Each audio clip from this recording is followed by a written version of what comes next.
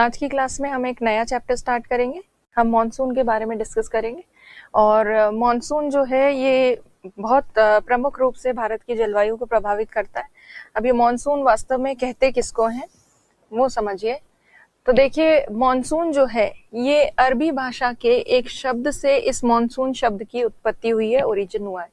और अरबी भाषा का जो शब्द है जिससे इसकी उत्पत्ति हुई है मॉनसून शब्द की, भाषा का शब्द, वो शब्द है मौसम। मौसम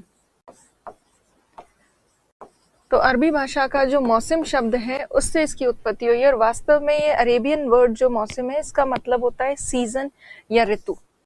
तो मौसम का अर्थ वास्तविक जो शाब्दिक अर्थ है वो तो है मौसम, ऋतु, बेसिकली ऋतु या सीजन। पर ये शाब्दिक अर्थ जो है ये एग्जैक्टली मॉनसून को स्पष्ट नहीं करता। मॉनसून वास्तव में किसी सीजन का या ऋतु का नाम नहीं है। मॉनसून वास्तव में नाम है अर्धस्थायी पवनों का। अर्धस्थायी पवनें, स्थायी पवनें मतलब सेमी परमानेंट विंड्स का नाम है मॉनसून, जो हमने आपको याद होगा की थी जब हम विंड्स कर रहे थे तब हमने देखी थी।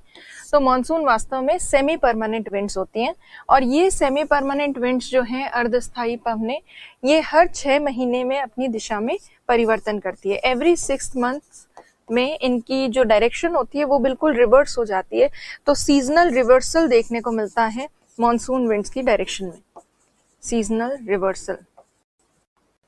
तो कुल मिला के ये जो मॉनसून शब्द है इसका वास्तविक अर्थ है अर्धस्थायी पवनें, सेमी परमानेंट विंड्स।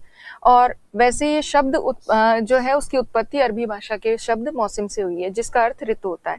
अब ये जहाँ पर ये मॉनसून पवनें चलती हैं, मॉनसून विंड्स जहाँ चलती हैं, वहां पर एक विशेष जलवायु पाई जाती है और उस जलवायु का या क्लाइमेट का नाम है उष्णकटिबंधीय मॉनसून जलवायु। उष्णकटिबंधीय मॉनसून जलवायु, जलवायु जिसे इंग्लिश में कहते हैं ट्रॉपिकल क्लाइमेट या ट्रॉपिकल मॉनसून का क्लाइमेट, ट्रॉपिकल मॉनसून क्लाइमेट।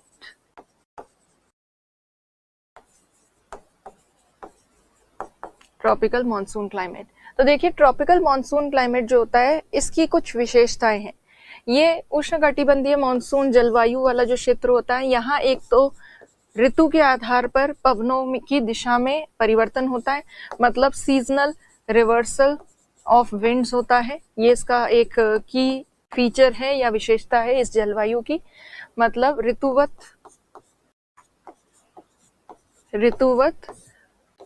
पवनों की दिशा में परिवर्तन, की दिशा में परिवर्तन, ये इसकी खास बात है इस जलवायु की।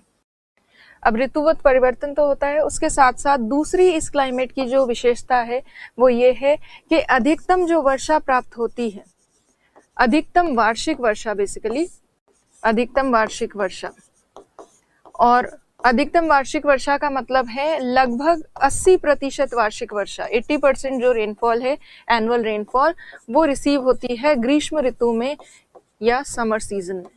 तो ये इसकी दूसरी प्रमुख विशेषता है। तो ये जो है most of the annual rainfall is received in summer season, ये इसका सेकंड बेसिक फीचर है। जहाँ पे ये मॉनसून क्लाइमेट पाया जाता है, मॉनसून जलवायु होती है, वहाँ क्योंकि एक ही सीजन में ज्यादा वर्षा प्राप्त हो रही है और दूसरे सीजन्स में ज्यादा वर्षा प्राप्त नहीं हो रही है, इसी वजह से ऐसे जो क्लाइमेट वाले रीजन्स होते हैं वहाँ पर वनस्पति जो पाई जाती है, वेजिटेशन, वो डेसिडस वेजिटेशन होती है या उष्णकटिबंधीय पतझड़ वनस्पति ऐसे क्षेत्रों में ज्यादा पाई जाती है।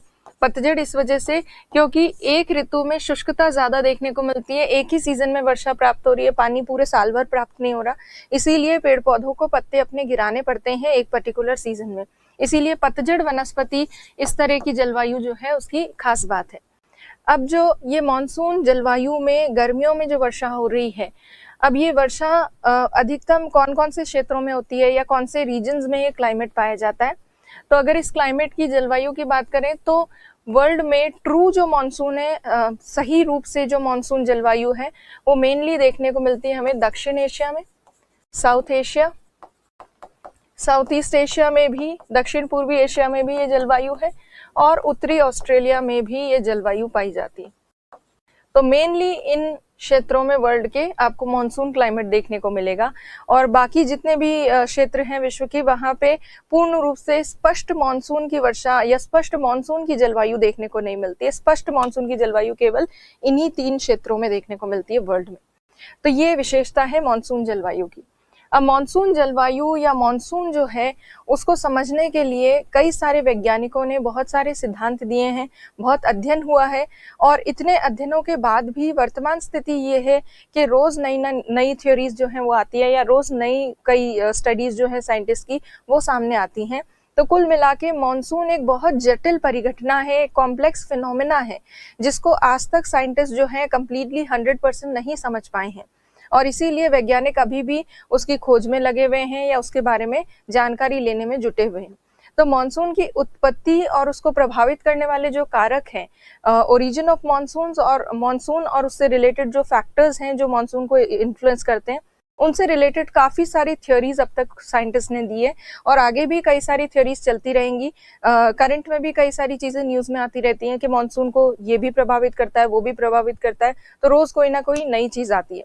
तो बेसिक चीजें जो मॉनसून को प्रभावित करती हैं और मॉनसून की उत्पत्ति से संबंधित जो चीजें हैं या थ्योरीज हैं, उनको अगर हम डिवाइड करें तो 2 बड़े भागों में मॉनसून से संबंधित सिद्धांतों को विभाजित किया जा सकता है। एक तो पुराना सिद्धांत जिसे हम संस्थापित या क्लासिकल कॉन्सेप्ट कहते हैं और एक मॉडर्न कॉन्सेप्ट। तो 2 तरह के जो कॉन्सेप्ट्स हैं उनमें बहुत सारी थ्योरीज हैं।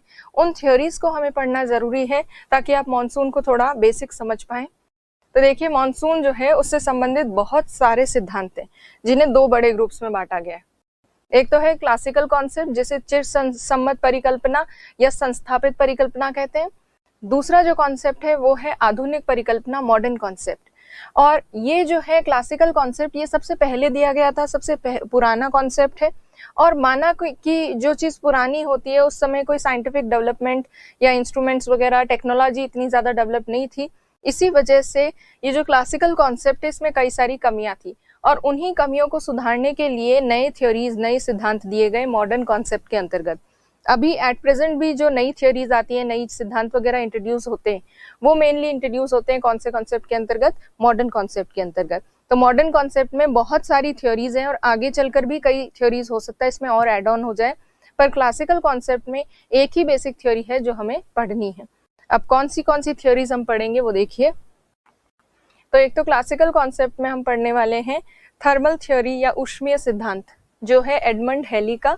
तो हेली के सिद्धांत को देखेंगे, इसकी कमियां क्या हैं उसको भी देखेंगे और इसकी कमियों को दूर करने के लिए ही मॉडर्न कॉन्सेप्ट या आधुनिक परिकल्पना के अंतर्गत कई सिद्धांत दिए गए, जिसमें से पहला और सबसे प्रमुख सिद्धांत जो मॉनसून की ओरिजिन के बारे में समझाता है वो है ITCZ सिद्धांत, जो कि फ्लोन द्वारा दिया गया है। ये दोनों जो थ्योरीज हैं, ये पुरानी वाली थ्योरी और ये नई वाली थ्योरी, ये दोनों ही मॉनसून की ओरिजिन के बारे में बताती हैं, उत्पत्ति के बारे में। और बाकी आगे जितनी भी थ्योरीज और आएंगी वो मॉनसून को प्रभावित करने वाले कारकों के बारे में बताती है, फैक्टर्स इन्फ्लुएंसिंग मॉनसून, उनके बारे में बताती है। तो अब देखिए और थ्योरीज कौन कौन सी आती है इसके अंदर। मॉडर्न कॉन्सेप्ट में दूसरी जो थ्योरी आती है वो जेट स्ट्रीम है। जेट स्ट्रीम थ्योरी बताती है कि किस वजह से मॉनसून जो है देरी से आता है या समय से आता है या वर्षा ज्यादा कम क्यों होती है। तो जेट स्ट्रीम थ्योरी में पता चलता है। ये जेट स्ट्रीम भी 2 तरह की जेट स्ट्रीम है जो भारत को प्रभावित करती है और उन दोनों से ही रिलेटेड 2 अलग अलग सिद्धांत हैं। तो एक तो है पछवा जेट स्ट्रीम से संबंधित सिद्धांत जो MT यिन नामक वैज्ञानिक ने दिया है, और एक थ्योरी जो है वो पूर्वा जेट स्ट्रीम या ईस्टर्ली जेट स्ट्रीम से रिलेटेड थ्योरी जो P कोटेश्वरम नामक जो इंडियन साइंटिस्ट है उनके द्वारा दी गई है। तो जेट स्ट्रीम की ये दोनों थ्योरीज हम देखेंगे, पछवा jet stream, westerly jet stream और ईस्टर्ली जेट स्ट्रीम, दोनों से रिलेटेड। उसके अलावा मॉनसून को प्रभावित करती है अल नीनो की स्थिति। अल नीनो की स्थिति के दौरान मॉनसून वर्षा कम प्राप्त होती है। तो अल नीनो क्या है, कैसे होता है, उसका क्या प्रभाव पड़ता है, वो सब चीजें हम डिटेल में देखेंगे। प्लस लानीना, लानीना जब भी स्थिति बनी होती है लानीना की, तब भारत में सामान्य से ज्यादा वर्षा होती है। तो लानीना कैसे बनती है, क्या होती है, वो सब भी डिटेल में देखेंगे हम। फिर जो लास्ट मॉनसून से रिलेटेड थ्योरी है वो है इंडियन ओशन डायपोल, हिंद महासागरीय द्विध्रुव। तो द्विध्रुव की स्थिति को भी हम समझेंगे, और द्विध्रुव भी मानसून को प्रभावित करता है।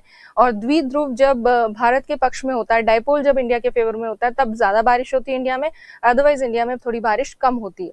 तो ये जो फैक्टर्स हैं, जेट स्ट्रीम, अल नीनो, ला नीना और डायपोल, ये चारों फैक्टर्स जो है ये मानसून की वर्षा को कम ज्यादा करते हैं, मानसून को प्रभावित करते हैं। बट ओरिजिन से रिलेटेड थ्योरीज ये दोनों है, उत्पत्ति से संबंधित सिद्धांत। तो ये मानसून से संबंधित प्रमुख सिद्धांत है। अब इनमें से सबसे पहले हम चिरसम्मत सिद्धांत या क्लासिकल कॉन्सेप्ट डिस्कस करेंगे, और फिर क्लासिकल कॉन्सेप्ट में ये जो थर्मल थ्योरी है एडमंड हेली की, इसी को हम डिस्कस करेंगे बेसिकली, और इसकी कमियां देखेंगे। उसके बाद ITC-Z सिद्धांत को हम डिस्कस करेंगे। तो आज की क्लास में हम मॉनसून की उत्पत्ति का पुराना वाला सिद्धांत क्लासिकल कॉन्सेप्ट में जो दिया था और नया वाला सिद्धांत, उन दोनों को देखेंगे। और अगली क्लास में हम मानसून से प्रभावित करने वाले, मानसून को प्रभावित करने वाले जो कारक हैं, फैक्टर्स, उनको डिस्कस करेंगे। तो सबसे पहले हम देखते हैं क्लासिकल कॉन्सेप्ट। अब चिरसम्मत परिकल्पना जो है, इसके अंतर्गत सबसे प्रमुख और एक ही प्रमुख जो सिद्धांत है वो है एडमंड हेली का थर्मल थ्योरी या ऊष्मीय सिद्धांत। तो उसको समझते हैं। तो देखिए, एक तो ये क्लासिकल थ्योरी के अंतर्गत या चिरसम्मत परिकल्पना के अंतर्गत दिया गया पहला सिद्धांत है, पहला ऐसा प्रयास है जो मॉनसून को समझाने की कोशिश करता है, मॉनसून को एक्सप्लेन करने की कोशिश करता है। तो first major step towards understanding monsoon है ये। और ये क्लासिकल कॉन्सेप्ट जो है ये पहला प्रयास है। प्लस इस थ्योरी के समय इतना ज्यादा टेक्नोलॉजिकल डेवलपमेंट ना होने की वजह से ये इतना साइंटिफिकली करेक्ट नहीं है, कुछ कुछ इसमें कमियां भी हैं, उनको भी हम देखेंगे। ये थ्योरी क्या कहती है? तो ये ऊष्मीय सिद्धांत कहता है कि जल और स्थल का जो विभेदी तापन है वही मॉनसून निर्माण का प्रमुख कारण है। स्थल का विभेदी तापन, विभेदी तापन, इंग्लिश में अगर बात करें, जल स्थल का विभेदी तापन मतलब लैंड और वाटर का differential heating, land water, differential heating of land and water, ये मेन रीजन है मॉनसून के फॉर्मेशन का। Heating of land and water. तो इस सिद्धांत के अकॉर्डिंग ये एक प्रमुख सबसे मेजर रीजन है जिसकी वजह से मॉनसून की उत्पत्ति होती है। आपको पता है कि जल और स्थल के हीटिंग का नेचर अलग अलग है, मतलब गर्म होने की जो प्रक्रिया है जल और स्थल की वो अलग अलग है। स्थलीय भाग जल्दी से गर्म या ठंडा हो जाता है, जबकि जलीय भाग को गर्म या ठंडा होने में काफी समय लगता है। और ये थ्योरी कहती है कि इसी रीजन की वजह से हमेशा इंडियन सब कॉन्टिनेंट और इंडियन ओशन, हिंद महासागर और भारतीय उपमहाद्वीप के बीच में हमेशा दाब प्रवणता रहती है, प्रेशर में डिफरेंस रहता है। और इस प्रेशर में डिफरेंस की वजह से ही विंड्स चलती हैं, और यही विंड्स जो है गर्मियों में बारिश लाती है और सर्दियों में बारिश नहीं होने देती। अब किस तरह से ये होता है? तो यदि देखा जाए तो इस थ्योरी में सिंपल सा समझाया गया है कि गर्मियां जब होती हैं ग्रीष्म ऋतु के समय, समर के टाइम पे, समर के टाइम पे जो इंडियन लैंडमास है या इंडियन सबकॉन्टिनेंट वाला जो हिस्सा है, भारतीय उपमहाद्वीप मतलब दक्षिणी एशिया वाला जो भाग है, वहां क्या होता है कि ये इंडिया का लैंडमास काफी ज्यादा गर्म हो जाता है, स्थलीय भाग भारत का, और भारत का स्थलीय भाग ज्यादा गर्म हो जाता है। पर इसकी तुलना में आसपास जो हिंद महासागर वाला भाग है, इंडियन ओशन वाला पार्ट, वो इतना गर्म नहीं होता।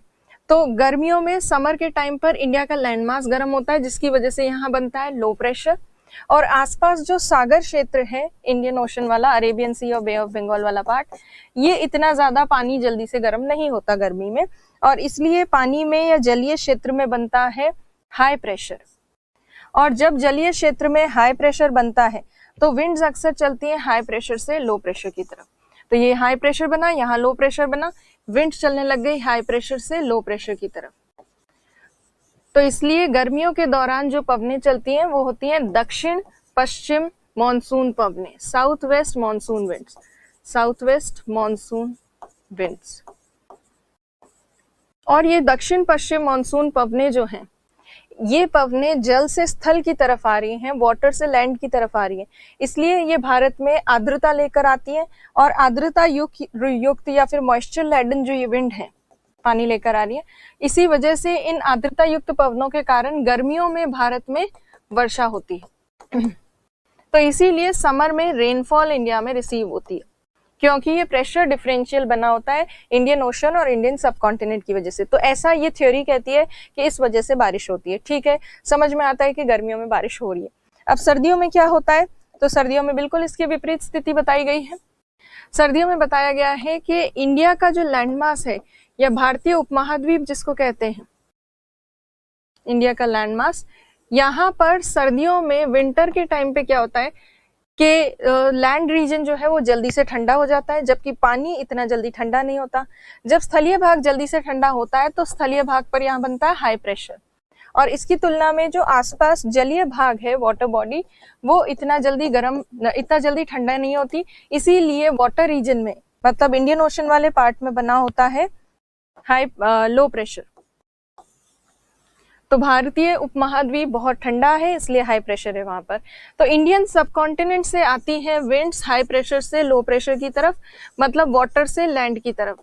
और ये वाटर से लैंड की तरफ आने वाली जो विंड्स हैं, इनकी डायरेक्शन है नॉर्थ ईस्ट से साउथ वेस्ट, तो इसलिए इनको कहा जाता है उत्तर पूर्वी मानसून पवने, नॉर्थ ईस्ट मानसून विंड्स। और ये जो उत्तर पूर्वी मानसून पवने हैं, ये स्थल से जल की तरफ चल रही है, लैंड से वाटर की तरफ, इसलिए सर्दियों में कोई खास वर्षा नहीं करती। इसीलिए सर्दियों में हमारे यहाँ कोई खास ज्यादा वर्षा प्राप्त नहीं होती है, और ज्यादातर 80% के आसपास जो वार्षिक वर्षा है वो गर्मियों में प्राप्त होती है।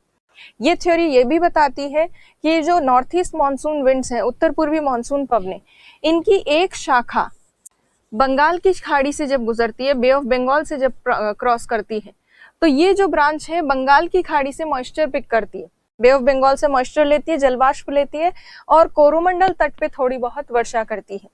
तो ये थ्योरी एक्सप्लेन करती है कि कोरोमंडल तट पे वर्षा क्यों हो रही है, क्योंकि थोड़ा बहुत मॉइस्चर ले लिया है विंड्स ने बंगाल की खाड़ी से, इसलिए कोरोमंडल तट पे थोड़ी बहुत बारिश हो जाती है। तो ये जो सर्दियों में यहाँ कोरोमंडल तट पे बारिश हो रही है, इसको विंटर मानसून या फिर नॉर्थ ईस्ट मानसून भी कहा जाता है। तो यहाँ पर कोरोमंडल तट पे जो वर्षा हो रही है उसको भी इस थ्योरी ने समझाया, पर यहाँ मावट को नहीं समझाया गया। इस थ्योरी में मावट क्यों होती है वो नहीं बताया गया। प्लस इस थ्योरी में और भी कई सारी कमियां हैं, पर फिलहाल अभी अगर हम समझें तो स्पष्ट रूप से समझ में आता है कि गर्मियों में कुछ ऐसी दाब परिस्थितियां होती हैं जिसकी वजह से पवने जल से स्थल की तरफ चलती हैं और वर्षा लेकर आती हैं, और सर्दियों में कुछ इस तरह की प्रेशर कंडीशंस होती हैं कि पवने स्थल से जल की तरफ चलती हैं और शुष्क होती हैं और सामान्यतः वर्षा नहीं करती। तो ये थ्योरी एक्सप्लेन करती है कि मानसून ऐसे बनता है। तो अब देखिए, इसमें मुख्य कारण जो माना गया है मानसून का, वो माना गया है जल और स्थल का विभेदी तापन। इस विभेदी तापन के कारण ग्रीष्म तथा शीत ऋतु, दोनों ही ऋतु जो है, ग्रीष्म तथा शीत ऋतु में भारतीय उपमहाद्वीप और हिंद महासागर के बीच, भारतीय उपमहाद्वीप मतलब सब कॉन्टिनेंट, इंडियन सब कॉन्टिनेंट तथा हिंद महासागर के बीच दाब प्रवणता बनी रहती है। महासागर में के बीच दाब प्रवणता, और इस दाब प्रवणता के कारण ही मॉनसून पवनें चलती हैं। दाब प्रवणता मतलब प्रेशर डिफरेंशियल या प्रेशर ग्रेडियंट। तो ये थ्योरी कहती है ग्रीष्म और शीत दोनों ही ऋतुओं में भारतीय उपमहाद्वीप और हिंद महासागर के बीच में प्रेशर में हमेशा डिफरेंस रहता है, और इस प्रेशर में डिफरेंस की वजह से ही नॉर्थ ईस्ट मानसून विंड्स चलती हैं सर्दियों में, जो ड्राई होती हैं और वर्षा नहीं लेकर आती, और गर्मियों में चलती हैं साउथ वेस्ट मानसून विंड्स जो वर्षा लेकर आती हैं और मॉइस्ट होती हैं, आर्द्र होती हैं पवनें और रेनफॉल करती हैं। तो ये थ्योरी इतना सिंपली मॉनसून को समझाती है। तो इस थ्योरी में यही बताया गया है हेली द्वारा कि थर्मल जो नेचर है लैंड और वाटर का, उसकी वजह से ये मॉनसून बनता है, इसीलिए गर्मियों में ज्यादा बारिश होती है। तो जितना सिंपली एडमंड हेली ने समझाया है मॉनसून की उत्पत्ति को, वो अभी हमें भी समझ में आ रहा है और आप लोगों को भी लग रहा होगा कि हाँ, हेली ने सब कुछ सही ही बताया है ऑलमोस्ट, क्योंकि अभी तक सब सही लग रहा है। पर हेली की थ्योरी में कुछ कमियां हैं जिनको हम डिस्कस करेंगे। हेली ने मॉनसून जैसी जटिल परिघटना को, कॉम्प्लेक्स फिनोमेना को इतना सिंपल समझा कि केवल लैंड और वाटर की नेचर की वजह से ही मॉनसून के ओरिजिन के बारे में हेली ने बताया, जबकि इतना सिंपल नहीं है। केवल लैंड और वाटर का नेचर ही यहाँ पर अप्लाई नहीं होगा या केवल वही चीज प्रभावी नहीं होती, दूसरी बहुत सारी चीजें हैं जो मॉनसून के निर्माण में सहयोग करती हैं, जो हेले नहीं बता पाए। तो अब जो है हेले की कमियां देखेंगे, उससे पहले बेसिक जो हेले से रिलेटेड डायग्राम है वो देखिए। तो देखिए एडमंड हेले कहते हैं कि समर में, गर्मियों के दौरान ये चलती हैं winds south west monsoon winds, और ये साउथ वेस्ट मानसून विंड्स जो हैं ये भारत में वर्षा लेकर आती हैं। और सर्दियों में चलती हैं नॉर्थ ईस्ट मानसून विंड्स, और ये वर्षा सामान्यतः नहीं करती, केवल कोरोमंडल तट पे वर्षा करती हैं। अब ये तो हेले ने बता दिया, पर हेले के सिद्धांत में कमियां क्या हैं अब उनको देखते हैं। तो देखिए बहुत सारी कमियां हैं हेले की थ्योरी में। सबसे पहली और प्रमुख कमी जो है वो ये है कि इंडिया में, अगर हम केवल इंडिया के रेफरेंस में बात करें तो भारत में यदि देखा जाए तो अप्रैल और मई जो महीना है वो काफी गर्म होता है, बहुत गर्मी पड़ती है अप्रैल और मई के महीने में। और इसी वजह से हम ये कह सकते हैं कि इतनी गर्मी पड़ती है तो इसका मतलब अप्रैल मई में इंडिया में लो प्रेशर बन चुका होता है, निम्न दाब बन चुका होता है। तो इंडिया में लो प्रेशर कंडीशंस होती हैं, इंटेंस लो प्रेशर कंडीशंस होती हैं अप्रैल मई में, और इसी वजह से भारत की तरफ इंडिया पे लो प्रेशर बन चुका है, पास में सागरीय क्षेत्र में हाई प्रेशर बन चुका है, हाई प्रेशर से लो प्रेशर विंड चलती है, अप्रैल मई में भी चलती हैं, तो भी भारत में वर्षा अप्रैल मई में तो होती नहीं है। तो अप्रैल और मई के महीने में निम्न दाब परिस्थितियां, लो प्रेशर कंडीशंस होने के बावजूद रेनफॉल क्यों नहीं होती, नो रेनफॉल, ऐसा क्यों होता है, इसके पीछे क्या कारण है, वाई? ये क्वेश्चन जो है इसका आंसर हेले नहीं दे पाए कि क्यों निम्न दाब के बावजूद अप्रैल और मई के महीने में वर्षा प्राप्त नहीं होती है भारत में, ये हेले ने नहीं बताया। तो ये इनके सिद्धांत की कमी है। दूसरी जो इनके सिद्धांत की कमी है वो ये है कि मॉनसून की कोई तिथि या कोई डेट फिक्स्ड नहीं है।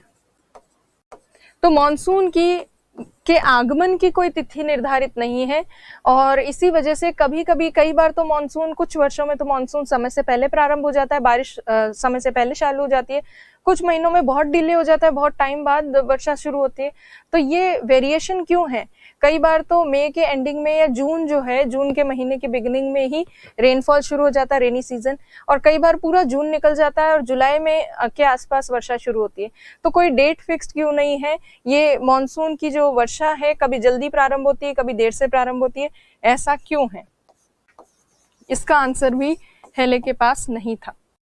फिर उसके बाद तीसरी जो चीज है, अब अगर हम देखें लो प्रेशर और हाई प्रेशर या दाब प्रवणता, प्रेशर डिफरेंशियल को ही अगर आप रीजन मान रहे हो मॉनसून के निर्माण का या ओरिजिन का, तो इंडियन ओशन और इंडियन सब कॉन्टिनेंट के बीच में every year same pressure conditions लगभग बनती होंगी। मतलब हिंद महासागर और भारतीय उपमहाद्वीप के बीच में लगभग समान दाब प्रवणता रहती है हर वर्ष। प्रति वर्ष समान दाब प्रवणता के बावजूद हर वर्ष जो है मॉनसून की तीव्रता में फर्क होता है, तीव्रता में फर्क होता है, मॉनसून की इंटेंसिटी में फर्क होता है। ऑफ मॉनसून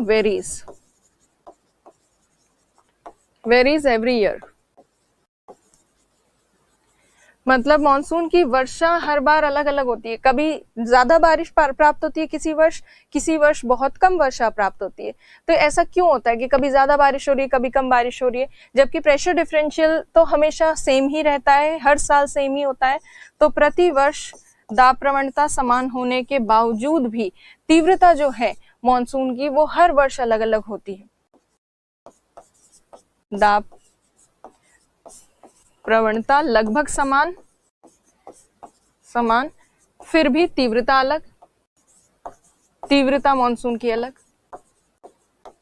कभी ज्यादा बारिश कभी कम बारिश। इसके पीछे क्या कारण है ये भी हेले नहीं बता पाए।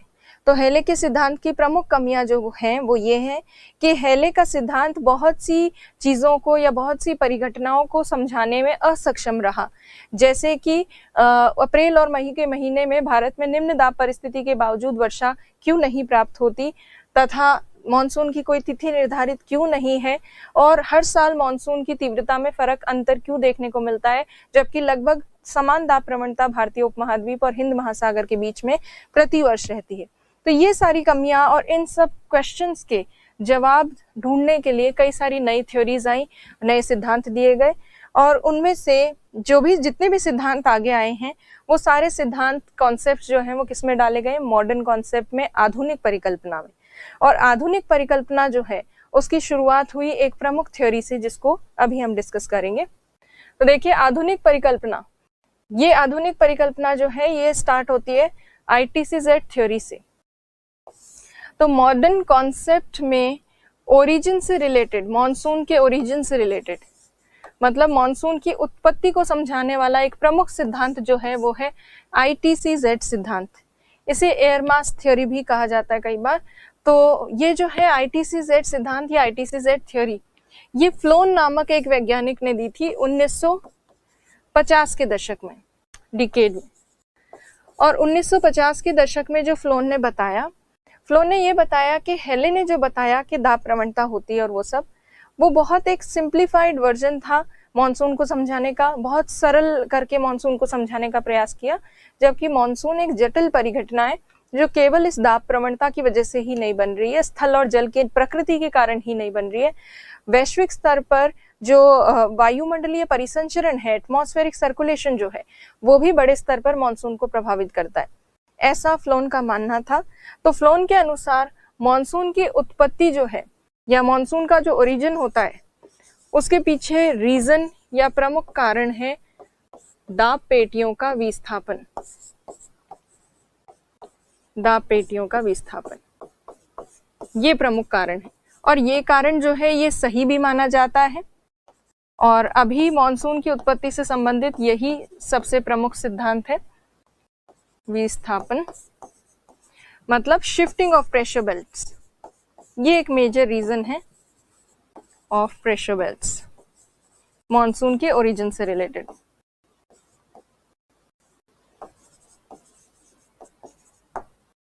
तो दाब पेटियों के विस्थापन के कारण कैसे बनता है मॉनसून? तो आपको याद होगा जब हमने दाब पेटियां की थी तब हमने देखा कि सूर्य की बदलती स्थिति के कारण सूर्य के साथ साथ ITCZ जो है वो भी थोड़ा बहुत शिफ्ट होता है। जब सन या सूर्य जो है कर्क रेखा पर होता है, ट्रॉपिक ऑफ कैंसर पर, तब ITCZ भी पहुंच जाता है कहाँ, ट्रॉपिक ऑफ कैंसर पर। जब सूर्य विषुवत रेखा पर होता है इक्वेटर के ऊपर, तब ITCZ भी इक्वेटर पर स्थित होता है। जब सन मकर रेखा पर या ट्रॉपिक ऑफ कैप्रिकॉर्न पर जाता है तब ITCZ जो है वो भी चले जाता है मकर रेखा के ऊपर। तो इस तरह से प्रेशर बेल्ट्स की शिफ्टिंग होती है।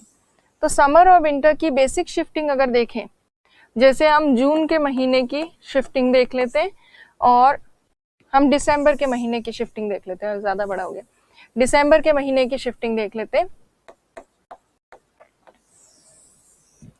अब देखिए जून के महीने में आपको पता है कि सन आ चुका होता है नदर्न हेमिस्फीयर में कर्क रेखा पर, तो उस समय जो है ITCZ भी ऊपर आ जाता है नदर्न हेमिस्फीयर में, ITCZ। और ITCZ जो है ये आ जाता है 20 से 25 डिग्री उत्तरी अक्षांश के बीच, नदर्न लैटिट्यूड के बीच, मतलब इक्वेटर को क्रॉस कर चुका होता है ITCZ। जब ITCZ थोड़ा नॉर्थ में आता है तो सारी प्रेशर बेल्ट्स थोड़ा थोड़ा उत्तर में खिसक जाती है। जैसे सदर्न हेमिस्फीयर की दक्षिणी गोलार्ध का जो STHPB है, उपोष्ण कटिबंधीय उच्च दाब पेटी, वो थोड़ा ऊपर आ जाती है 10 से 15 डिग्री के आसपास, 10 से 15 डिग्री दक्षिणी गोलार्ध के आसपास।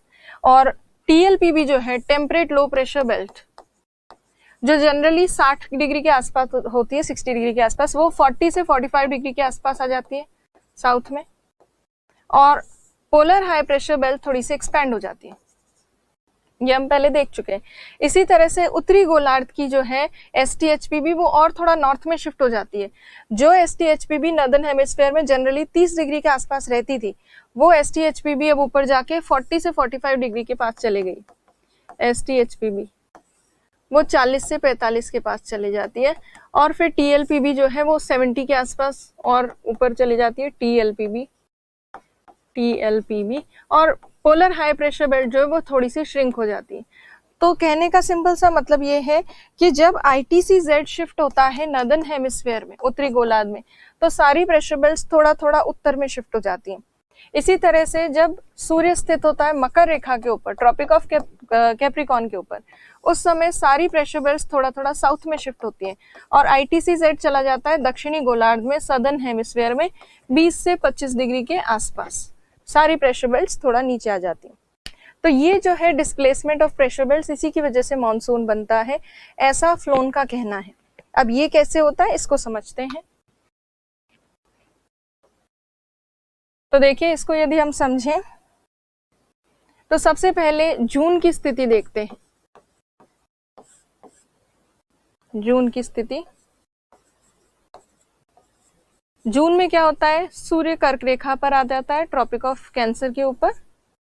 उस टाइम लगभग इंडिया के मध्य भाग पर आकर ITCZ स्थित हो जाता है। तो ITCZ जो है वो लगभग इंडिया के सेंट्रल पार्ट में आकर यहाँ पर स्थित हो गया, ITCZ। ITCZ जब यहाँ आ गया तो नीचे अगर देखा जाए ये 0 डिग्री है, इक्वेटर है, विषुवत रेखा, इक्वेटर, विषुवत रेखा या भूमध्य रेखा भी कहते हैं इसको। इक्वेटर यहाँ है, सारी प्रेशर बेल्ट थोड़ा थोड़ा उत्तर में आ गई, उत्तर में खिसक गई क्योंकि ITCZ नॉर्थ में खिसका। तो जो STHPB थी नदर्न हेमिस्फेयर की, उत्तरी गोलार्ध की, जो 30 डिग्री के आसपास रहती थी STHPB, वो STHPB इंडिया को छोड़कर और इंडिया के भी ऊपर चलेगी, इंडिया के ऊपर चलेगी नदर्न हेमिस्फेयर वाली STHPB, और चलेगी 40 से 45 डिग्री नॉर्थ लैटिट्यूड के बीच में, 40 से 45 डिग्री उत्तरी अक्षांश के बीच। और इंडिया के ऊपर जो ITCZ है वो 20 से 25 डिग्री उत्तरी अक्षांश के बीच आ गई। जिस तरह से उत्तरी गोलार्ध की STHPB ऊपर उत्तर की तरफ खिसक गई है, वैसे दक्षिणी गोलार्ध की STHPB जो 30 पे होती है वो थोड़ा ऊपर आ गई, 30 की जगह वो आ गई 10 डिग्री के आसपास, 10 to 15 डिग्री के आसपास। तो सदर्न हेमिस्फेयर की STHPB वो आ जाती है 10 से 15 डिग्री साउथ के आसपास। तो इस तरह से ये प्रेशर बेल्ट शिफ्ट हो गई। अब प्रेशर बेल्ट शिफ्ट हुई हैं तो उनके प्रेशर बेल्ट्स के बीच में, दाब पेटियों के बीच में चलने वाली पवनें जो हैं, विंड्स, उनकी लोकेशन भी थोड़ी सी शिफ्ट हो गई है। उनकी लोकेशन जो शिफ्ट हुई है वो देखिए। तो ये जो मॉनसून विंड्स हैं वो अभी कैसे बनेगी वो देखिए। इस STHPB से, दक्षिणी गोलार्ध के STHPB से ITCZ की तरफ विंड्स चलती हैं, जिन्हें हम कहते हैं पूर्वा पवनें या व्यापारिक पवनें। तो इस STHPB से इस ITCZ की तरफ चलने वाली विंड्स को अपना हेमिस्फीयर चेंज करना पड़ेगा, गोलार्ध बदलना पड़ेगा, और उन पवनों को जाना पड़ेगा सदर्न हेमिस्फीयर से, दक्षिणी गोलार्ध से जाना पड़ेगा उत्तरी गोलार्ध में, नदर्न हेमिस्फीयर में। जब ये पवनें दक्षिणी गोलार्ध में होती हैं तो कोरियोलिस फोर्स इनको लेफ्ट साइड में डिफ्लेक्ट करता है, पर जब ये नदर्न हेमिस्फीयर में आती हैं तो कोरियोलिस फोर्स इनको राइट साइड में डिफ्लेक्ट करेगा या दाईं ओर मोड़ेगा। तो अब देखिए कैसे मुड़ेंगी ये पवनें। तो देखिए, इस STHPB से जब ये चल रही थी ITCZ की तरफ तो पहले लेफ्ट साइड में डिफ्लेक्ट होती है, मतलब इस साइड डिफ्लेक्ट होकर चलती है पवनें। तो पहले दक्षिणी गोलार्ध में ऐसे चल रही थी, ऐसे इस तरफ लेफ्ट साइड में डिफ्लेक्ट हो रही है, मुड़ रही है। फिर जैसे ही उत्तरी गोलार्ध में आई तो इन्होंने राइट साइड में टर्न ले लिया कोरियोलिस फोर्स के कारण, तो ये राइट साइड में टर्न लेके इस तरह से चलने लग जाती। तो जब ये पवनें अपना गोलार्ध बदलती हैं तो कोरियोलिस बल के कारण ये दाईं ओर मुड़ जाती है, और इन पवनों के दाईं ओर पड़ता है भारत, दक्षिण एशिया वाला पार्ट और दक्षिण पूर्वी एशिया वाला part. South Asia, south east Asia, India वाला जो पार्ट है वो इनके ठीक राइट में पड़ता है। इसीलिए जब ये विंड्स आती हैं तो ये आती हैं वाटर से लैंड की तरफ, और ये जो ट्रेड विंड्स थी पहले, जो दक्षिणी गोलार्ध की व्यापारिक पवनें, ये वास्तव में सदर्न हेमिस्फीयर की ट्रेड विंड्स हैं वास्तव में, पर क्योंकि इन्होंने नदर्न हेमिस्फीयर में एंटर करते हैं अपनी डायरेक्शन चेंज कर ली। व्यापारिक पवनों की तो दिशा हमेशा पूर्व से शुरू होती है, पश्चिम की तरफ जाती है, इन्होंने तो अपनी डायरेक्शन चेंज कर ली। इसीलिए इन नई पवनों को, जो अपनी दिशा बदल चुकी है, इन्हें कहते हैं मॉनसून पवनें। और ये मॉनसून पवनें जो हैं इनको कहा जाता है, इन वाली मॉनसून पवनों को कहा जाता है दक्षिण पश्चिम मॉनसून पवनें, monsoon winds, south west monsoon winds. इनको साउथ वेस्ट मॉनसून विंड्स इसलिए कहते हैं क्योंकि ये दक्षिण पश्चिम दिशा से उत्तर पूर्वी दिशा की तरफ जा रही हैं, इसलिए साउथ वेस्ट मॉनसून विंड्स कहते हैं। और यही दक्षिण पश्चिम मॉनसून पवनें भारत में सर्वाधिक वर्षा लेकर आती हैं जून जुलाई अगस्त के महीने के दौरान। जून जुलाई अगस्त के दौरान ही क्यों? क्योंकि जून में ही ITCZ भारत पर आकर स्थित होता है, इस वजह से जून के आसपास ही चालू होती है वर्षा। और ये पवनें क्योंकि जल से स्थल की तरफ आ रही हैं तो ये जलवाष्प ग्रहण करेंगी, वाटर वेपर लेंगी इंडियन ओशन से, और वाटर वेपर लेके और फिर भारत में आके ये काफी अच्छी खासी वर्षा करेंगी। इसीलिए जून के महीने के बाद जो है वर्षा प्रारंभ हो जाती है भारत में, और 3 महीनों तक लगभग वर्षा होती है, जून जुलाई अगस्त के आसपास। अब कुछ लोगों के मन में ये सवाल होगा कि ठीक है, दक्षिणी गोलार्ध की व्यापारिक पवनें तो समझ में आ गया, उत्तरी गोलार्ध की व्यापारिक पवनें क्या इनसे आकर टकराती नहीं है? दोनों की ऐसे पवनों की कोई टक्कर नहीं होती, अभिसरण वगैरह कुछ नहीं होता?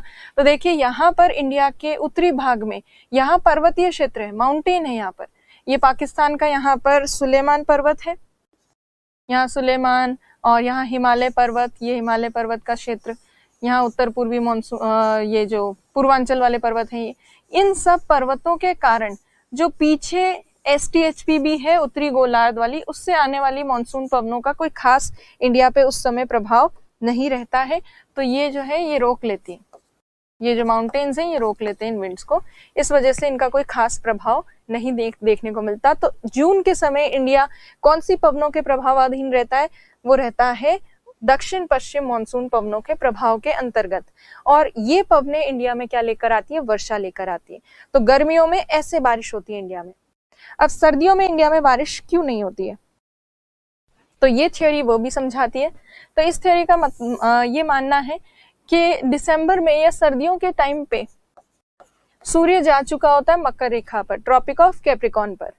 मकर रेखा पर या दक्षिणी गोलार्ध में, सदर्न हेमिस्फीयर में जब सूर्य जाता है तो ITCZ भी दक्षिणी गोलार्ध में चली जाती है। सारी प्रेशर बेल्ट्स थोड़ा थोड़ा साउथ में शिफ्ट होती हैं, और जब सारी प्रेशर बेल्ट थोड़ा थोड़ा दक्षिण में जाएंगी तो ये STHPB जो पहले भारत से ऊपर दूसरे देशों में थी, चाइना वगैरह में, ये अब नीचे खिसकेगी और इंडिया के ऊपर आकर हाई प्रेशर बना देगी सर्दियों में। और हाई प्रेशर होगा तो स्थायित्व पाया जाएगा, वायुमंडलीय स्थायित्व, स्टेबिलिटी, कोई बारिश वगैरह नहीं होगी। अब ये कैसे होगा वो देखिए। तो देखिए इंडिया जो है सर्दियों में इंडिया के ऊपर आकर स्थापित हो जाती है नॉर्दर्न हेमिस्फीयर की उत्तरी गोलार्ध की STHPB, और ये 0 डिग्री है। और ITCZ जो है वो यहाँ पर, ये जो ऑस्ट्रेलिया वाला पार्ट है, यहाँ पर आकर स्थापित हो चुकी होती है। तो यहाँ ITCZ है दक्षिणी गोलार्ध में, ITCZ इंटरट्रॉपिकल कन्वर्जेंस जोन, सबको याद है। और यहाँ इंडिया पर स्थापित हो जाती है STHPB, HPB। तो इंडिया पे ये हाई प्रेशर बेल्ट जब स्थापित होती है तो ये भारत में वर्षा नहीं होने देती, क्योंकि यहाँ पर पवनों का, वायु का अवतलन हो रहा है, डिसेंडिंग ऑफ एयर हो रही है, इसलिए एटमॉस्फेरिक स्टेबिलिटी है, नो रेनफॉल वाली कंडीशंस होती है। प्लस यहाँ पे जो विंड्स चलती हैं इस STHPB से नॉर्दर्न हेमिस्फीयर के उत्तरी गोलार्ध की इस उपोष्ण कटिबंधीय उच्च दाब पेटी से दक्षिणी गोलार्ध में जो ITCZ है उसकी तरफ पवनें चलेंगी, और ये विंड्स जब उत्तरी गोलार्ध में होंगी नॉर्दर्न हेमिस्फीयर में तो ये राइट साइड में डिफ्लेक्ट होकर चलेंगी, दाईं ओर ITCZ की तरफ जा रही है, दाईं ओर मुड़कर चलेंगी। तो इस तरह से ये पवनें चलती हैं, ऐसे ये विंड्स इस तरह से चलती हैं इस दिशा में। तो जब ये विंड्स इस दिशा में चलती हैं तो ये पवनें चल रही हैं स्थल से जल की तरफ, लैंड से वाटर की तरफ, इसीलिए ये विंड्स जनरली ड्राई होती हैं और ये भारत में वर्षा नहीं कर पाती। तो ये जो विंड्स हैं ये लैंड से वाटर की तरफ चल रही हैं, और इनकी डायरेक्शन अगर हम देखें तो ये नॉर्थ ईस्ट से जा रही है साउथ वेस्ट की तरफ, तो इनको कहेंगे north east monsoon winds, north east monsoon winds, उत्तर पूर्वी मानसून पवनें। तो उत्तर पूर्वी मानसून पवनें सामान्यतः भारत में वर्षा नहीं कर पाती हैं, क्योंकि ये स्थल से जल की तरफ चलने के कारण शुष्क होती हैं, इसलिए अधिकतम भारत पर शीत ऋतु में, विंटर सीजन में कोई खास रेनफॉल नहीं होती है। कोरोमंडल तट एक एक्सेप्शन है, कोरोमंडल कोस्ट ये वाला जो पार्ट है, यहाँ पर थोड़ी बहुत वर्षा हो जाती है सर्दियों में। उसके पीछे कारण क्या है कि कोरोमंडल तटवर्ती क्षेत्र में बंगाल की खाड़ी से जो नॉर्थ ईस्ट मानसून की शाखा आती है, मानसून पवनों की शाखा आती है उत्तर पूर्वी वाली, ये थोड़ा सा मॉइस्चर यहाँ से लेती है बंगाल की खाड़ी से, और यहाँ केवल कोरोमंडल तट पे थोड़ी बहुत वर्षा कर देती है, तो इसलिए कोरोमंडल तट पे थोड़ी बारिश होती है। मावट क्यों होती है उत्तर पश्चिमी भारत में, वो हम आगे डिस्कस करेंगे। मावट जेट स्ट्रीम की वजह से होती है, जो हम आगे वाली थ्योरी जो करेंगे उसमें डिस्कस करेंगे। तो कुल मिलाकर यहाँ कोरोमंडल तट पे थोड़ी बारिश करती है, अन्यथा ये उत्तर पूर्वी मानसून पवनें शुष्क परिस्थितियां लेकर आती हैं और भारत में वर्षा नहीं होने देती। तो इसलिए इंडिया में विंटर में बारिश नहीं होती। चलो इंडिया में तो बारिश नहीं हो रही, पर जैसा हमने बताया डिस्कस किया था अभी स्टार्टिंग में कि ऑस्ट्रेलिया जो है, ऑस्ट्रेलिया का जो उत्तरी भाग है नदर्न ऑस्ट्रेलिया, वहां पे थोड़ी मानसून जैसी जलवायु या मानसून क्लाइमेट देखने को मिलता है। मतलब ऑस्ट्रेलिया में गर्मियों के दौरान ऑस्ट्रेलिया के उत्तरी भाग में बारिश होती है। वो किस वजह से होती है? वो भी प्रेशर बेल्ट्स की शिफ्टिंग की वजह से होता है। तो आप अगर देखेंगे दिसंबर के महीने में ऑस्ट्रेलिया में ITCZ जा चुका है, तो इस ITCZ की तरफ ये जो उत्तरी गोलार्ध की नदर्न हेमिस्फीयर की जो व्यापारिक पवनें हैं ये जाएंगी। तो जैसे ये दक्षिणी गोलार्ध में जाएंगी, उत्तरी गोलार्ध की व्यापारिक पवनें पहले दाईं ओर मुड़ी हुई थी, सदर्न हेमिस्फीयर में दक्षिणी गोलार्ध में जाते ही बाईं ओर मुड़ेगी, लेफ्ट साइड में टर्न होगी। और इन विंड्स के लेफ्ट साइड में कौन है? ऑस्ट्रेलिया, ऑस्ट्रेलिया का उत्तरी भाग। तो जैसे ये गोलार्ध बदलेंगी, दक्षिणी गोलार्ध में आते ही ये लेफ्ट साइड में डिफ्लेक्ट होंगी और लेफ्ट साइड में मुड़ते ही इनके लेफ्ट में पड़ता है ऑस्ट्रेलिया। और जब ये ऑस्ट्रेलिया की तरफ जाती हैं तो ये जल से स्थल की तरफ चलती हैं, इसलिए ऑस्ट्रेलिया में बारिश करती हैं ये गर्मियों के दौरान। तो ये ऑस्ट्रेलिया में बारिश कर रही हैं गर्मियों के दौरान। अब आप में से कुछ लोगों को लग रहा होगा अभी तो मैम बोल रही थी सर्दियां हो रही है, भारत में सर्दियां हो रही है, ऑस्ट्रेलिया में गर्मियां हो रही है। दिसंबर के महीने में जहां नदर्न हेमिस्फीयर में सर्दियां होती हैं, उस समय ऑस्ट्रेलिया और दक्षिणी गोलार्ध वाले जितने भी देश हैं या जितने भी महाद्वीप है, कॉन्टिनेंट्स, वहां गर्मियां होती हैं। तो ये आपको पता होगा। तो ये देखिए दिसंबर के महीने में विंटर हो रही है, शीत ऋतु हो रही है, कहाँ? उत्तरी गोलार्ध में, नदर्न हेमिस्फीयर में। पर सदर्न हेमिस्फीयर में क्या हो रहा है? दक्षिणी गोलार्ध में समर की स्थिति है, ग्रीष्म ऋतु है।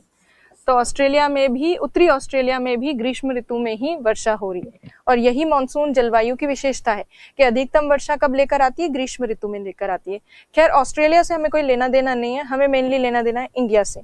इंडिया में सर्दियों में बारिश नहीं हो रही है क्योंकि इंडिया में सर्दियों में चल रही हैं नॉर्थ ईस्ट मानसून विंड्स, जो कि STHPB वाले क्षेत्र के भारत के ऊपर स्थापित होने के कारण चल रही है। तो ये स्थिति देखने को मिलती है गर्मियों और सर्दियों में। तो फ्लोन की थ्योरी जो बताती है कि प्रेशर बेल्ट्स की शिफ्टिंग की वजह से मानसून बनता है, वो बिल्कुल करेक्ट है। प्रेशर बेल्ट्स की शिफ्टिंग के कारण मानसून बनता है। इसी वजह से जून में जब तक ITCZ भारत पर आकर स्थापित नहीं होता तब तक वर्षा प्रारंभ हो ही नहीं सकती। इसीलिए अप्रैल और मई जो है महीना, उसमें भले ही लो प्रेशर हो, उसके बावजूद अप्रैल और मई के महीने में कोई खास वर्षा भारत में प्राप्त नहीं होती है। तो ये जो है मेन थ्योरी है इसकी फ्लोन की, ये सबसे इंपॉर्टेंट थ्योरी है, ये आपको ध्यान रखनी है। होपफुली समझ में आ गई होगी। डायग्राम इसी तरह से आप कॉपी में बना सकते हैं विंटर और समर का। अब हम बात करते हैं इसका जो अभी हमने डायग्राम देखा, उसके अलावा ये देखिए ITCZ शिफ्ट होता रहता है, गर्मियों में ऊपर चला जाता है, मतलब जून में उत्तरी गोलार्ध में, दक्षिणी गोलार्ध में जाता है दिसंबर के टाइम पर। अब जो ITCZ में जो वेरिएशन आता है, मतलब ऊपर नीचे जो खिसकता है, ये इंडियन ओशन वाले पार्ट में ज्यादा खिसकता है, क्योंकि इंडियन ओशन वाले पार्ट में इक्वेटर वाला जो भाग है वहां जलीय भाग ज्यादा है, पानी ज्यादा है, इसीलिए सर्दी और गर्मी में बहुत ज्यादा शिफ्ट होता है ऊपर नीचे ITCZ। अफ्रीका में इतना ज्यादा शिफ्ट नहीं होता, अफ्रीका में लगभग अफ्रीका के मध्य भाग में ही रहता है ITCZ, ज्यादा ऊपर नीचे खिसकता नहीं। और ना ही यहाँ साउथ अमेरिका में ज्यादा खिसकता है, इसमें तो बहुत ज्यादा बता रखा है, इसमें बहुत ज्यादा नीचे बता रखा है ITCZ, इतना नीचे नहीं जाता। ITCZ लगभग अफ्रीका के इस मिडिल पार्ट में ही रहता है, चाहे सर्दी हो चाहे गर्मी हो चाहे बीच वाली स्थिति हो। मोस्टली वेरिएशन बस इधर ही थोड़ा बहुत ऊपर नीचे होता है, ज्यादा नहीं होता। क्यों? क्योंकि ये अफ्रीका का ये जो भाग है ये स्थलीय भाग है, इसीलिए सूर्य के ऊपर नीचे होने से कोई खास इस पर्टिकुलर एरिया पे इतना फर्क नहीं पड़ता। सन के आसपास होने की वजह से ये पूरा जोन जो है ये गर्म ही रहता है जनरली। तो ये ITCZ की शिफ्टिंग यहाँ पे इतनी प्रोमिनेंट नहीं होती है और ना ही साउथ अमेरिका में प्रोमिनेंट होती है। इसीलिए मॉनसून क्लाइमेट आपको मेनली क्लियरली जो देखने को मिलेगा वो यही देखने को मिलेगा, south Asia, south east Asia और ऑस्ट्रेलिया का नदर्न पार्ट। अफ्रीका में और साउथ अमेरिका में इतना कोई स्पष्ट रूप से मॉनसून की उत्पत्ति या मॉनसून क्लाइमेट का फॉर्मेशन नहीं हो पाता है। अब देखिए ये एक और डायग्राम, इस डायग्राम में जो हमने अभी फ्लोन की थ्योरी देखी वही यहाँ पर जून के महीने में समर के टाइम पे जो चीज होती है वो बताई गई है। ये ITCZ जो है लो प्रेशर वाला ITC जोन, ये इंडिया पर आकर स्थापित होता है गर्मियों में, जिसकी वजह से दक्षिणी गोलार्ध की पवनें भारत की तरफ आती हैं राइट साइड में मुड़ के और साउथ वेस्ट मानसून विंड्स बन के भारत में वर्षा करती हैं। तो आपको जो है जब फ्लोन की थ्योरी समझाएं तो आपको यही बताना है कि प्रेशर बेल्ट्स की शिफ्टिंग की वजह से मॉनसून का निर्माण होता है। Pressure belt shifting. फिर जब आप विंटर और समर दोनों की कंडीशंस बताएं या ग्रीष्म और शीत ऋतु की स्थिति बताएं, तो समर वाली कंडीशन में आपको बताना है कि ITCZ 20 से 25 डिग्री के बीच में आकर स्थापित होता है, और इसकी वजह से जो दक्षिण पश्चिम मानसून पवनें चलती हैं, साउथ वेस्ट मानसून विंड्स, वो भारत में वर्षा लेकर आती हैं, रेनफॉल लेकर आती हैं। इसीलिए जून के महीने में वर्षा होती। और विंटर के टाइम पे आपको बताना है कि भारत पर स्थापित होता है STHPB, जिसकी वजह से पवनें जो चलती हैं भारत में वो उत्तर पूर्वी मानसून पवनें होती हैं, मानसून विंड्स। और ये विंड्स जनरली ड्राई होती हैं और भारत में कोई खास वर्षा नहीं लेकर आती, नो रेनफॉल। तो ये है फ्लोन की थ्योरी जो क्लियरली मेंशन करती है मानसून बनता कैसे। अब जो दूसरी थ्योरीज हैं वो एक्सप्लेन करती हैं कि मानसून को कौन कौन से फैक्टर्स प्रभावित करते हैं, जिनकी वजह से कभी मानसून ज्यादा प्राप्त होता है वर्षा, कभी मानसून वर्षा कम प्राप्त होती है। प्लस मावट का कॉन्सेप्ट भी आपको नेक्स्ट जो फैक्टर्स वाली क्लास होगी या कारक वाली जो क्लास होगी उसी में समझ में आएगा। अभी ओरिजिन से रिलेटेड ये जो दोनों थ्योरीज हैं इनको आप रिवाइज कीजिए, इनके नोट्स बनाइए। इंडिया का डायग्राम बनाना है, ये डायग्राम्स जो अभी मैंने बनाए आज जो बनाने हैं आपको, और एग्जाम में भी अगर क्वेश्चन आता है तो डायग्राम जरूर से बनाना है, बिना डायग्राम के आप क्लियरली मेंशन नहीं कर पाएंगे। तो ये बेसिक दोनों जो कॉन्सेप्ट्स हैं इनको कीजिए, और उसके बाद कल की क्लास में हम और भी चीजें देखेंगे। और फ्लोन की जो कमी, हेली की जो कमियां हैं सिद्धांत की, वो अभी तक सारी कमियां जो है आपको स्पष्ट नहीं हो पाई। एक तो क्लियर हो गई कि अप्रैल मई में क्यों नहीं बनता है, लो प्रेशर के बावजूद वर्षा क्यों नहीं होती, क्योंकि अप्रैल मई में ITCZ इंडिया की तरफ नहीं आता है। अब तिथि निर्धारित क्यों नहीं है, इंटेंसिटी चेंज क्यों होती है, वो जब हम फैक्टर्स करेंगे उसमें समझ में आएगा। इंटेंसिटी, मानसून की तीव्रता लानीना और अल्नीनो के कारण चेंज होती है, तो वो हम नेक्स्ट जो क्लास है उसमें डिस्कस करेंगे। चलिए आप तब तक इसको नोट्स को बनाइए और रिवाइज कीजिए इस क्लास को। Okay, thank you.